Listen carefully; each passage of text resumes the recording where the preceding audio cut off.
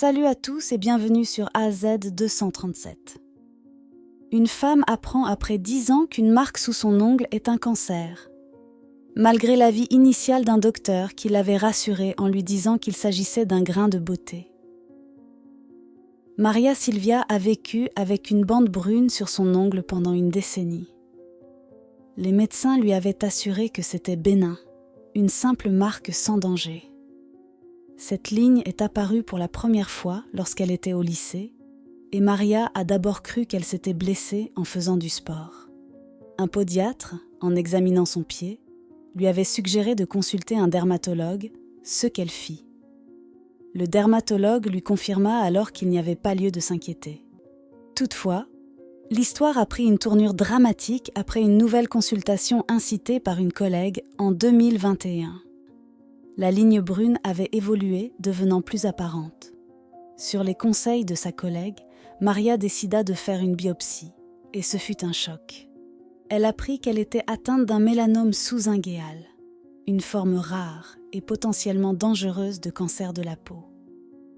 Durant les 10 ans écoulés entre les deux consultations, Maria ne s'était pas préoccupée de cette ligne, habituée à sa présence et rassurée par les premiers diagnostics. La biopsie, réalisée malgré la réticence du médecin qui jugeait peu probable un cancer, révéla la vérité bouleversante. Maria partagea ensuite son expérience sur TikTok, révélant comment une marque apparemment anodine s'était avérée être une menace sérieuse.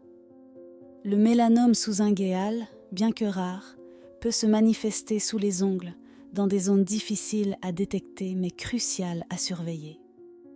Heureusement, il s'agissait d'un stade 0, sans preuve de dissémination, car la propagation agressive se produit au stade 1. Maria a été envoyée à l'hôpital Johns Hopkins à Baltimore, Maryland, où le 11 mars 2022, les docteurs ont complètement enlevé le bout du pouce de Maria et le lit de l'ongle jusqu'à l'os et le tendon. Ils l'ont averti que s'il y avait des signes d'infection, ils pourraient devoir amputer, mais Maria en a été exemptée. Maria a subi une greffe de peau le 25 mars. Son pouce sera lisse une fois guéri et elle ne pourra plus développer d'ongles dessus. Étant donné qu'elle présente un risque élevé de développer un cancer de la peau, elle doit également maintenir un contact régulier avec son équipe médicale au cours des 3 années suivantes. La décoloration des ongles est relativement courante, bien que les mélanomes sous-inguéaux soient rares. Les lignes sur les ongles des doigts et des orteils peuvent être causées par des ecchymoses, des grains de beauté ou des champignons. Les personnes qui utilisent des équipements lourds, comme les ouvriers du bâtiment, ont souvent plusieurs lignes sur leurs ongles.